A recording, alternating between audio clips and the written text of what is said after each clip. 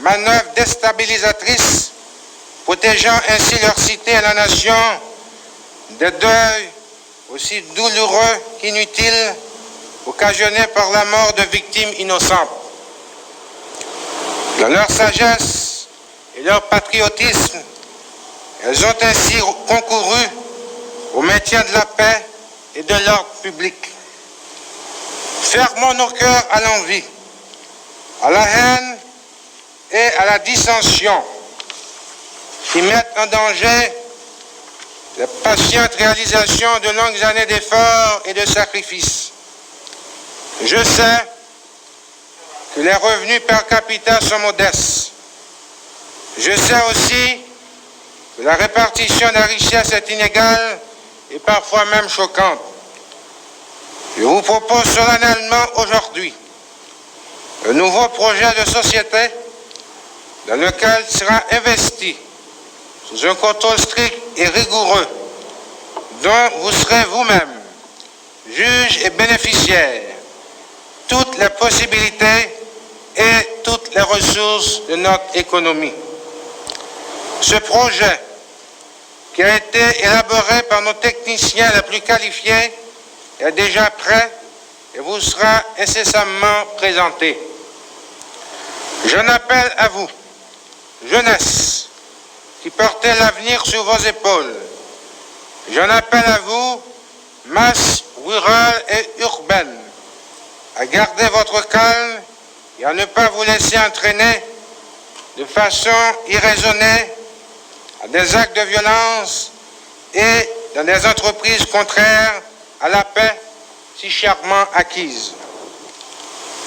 C'est en travaillant sa terre, pourvoyant à l'éducation de sa progéniture, en menant honnêtement son commerce, en exerçant consciencieusement sa profession, en donnant le meilleur de lui-même, l'accomplissement de la tâche qui lui est confiée, que chaque citoyen concourira avec le gouvernement au maintien de la paix et à l'amélioration du niveau de vie de ce pays qui est nôtre.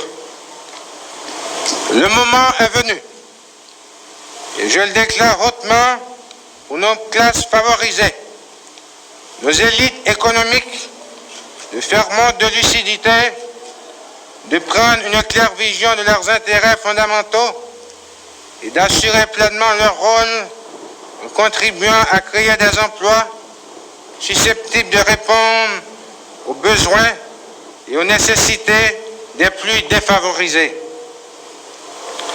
C'est à ces hauteurs que se dégage le principe sacré de l'unité et de la solidarité indestructible de la famille haïtienne, de toutes les composantes de notre société pour l'édification d'une Haïti libre et souveraine. Durant toutes ces dernières années, j'ai été, comme je le demeure, le catalyseur de vos aspirations les plus diverses.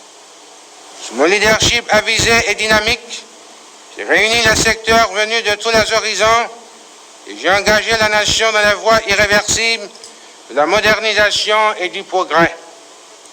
Aujourd'hui, je vous exhorte tous au travail, dans l'ordre et la paix, pour bâtir la communauté de demain rêvée par l'ensemble des citoyens.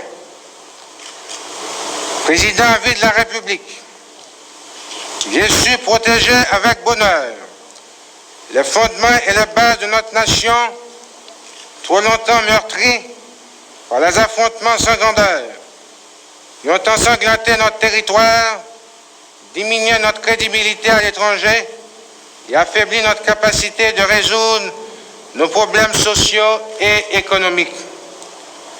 Je suis décidé à poursuivre contre le déchaînement de la passion, de l'arbitraire et de la violence néfaste pour tous, cette mission de paix, d'entente et de concorde.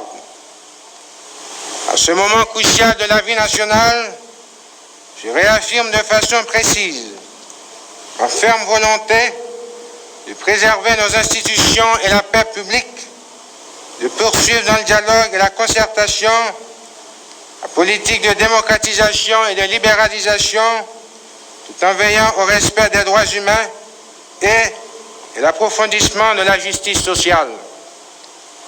Depuis le décret pris en accord avec le pouvoir législatif pour instaurer l'état de siège sur toute l'étendue du territoire national, le gouvernement est désormais investi des pouvoirs nécessaires pour restaurer le calme et assurer la protection des familles.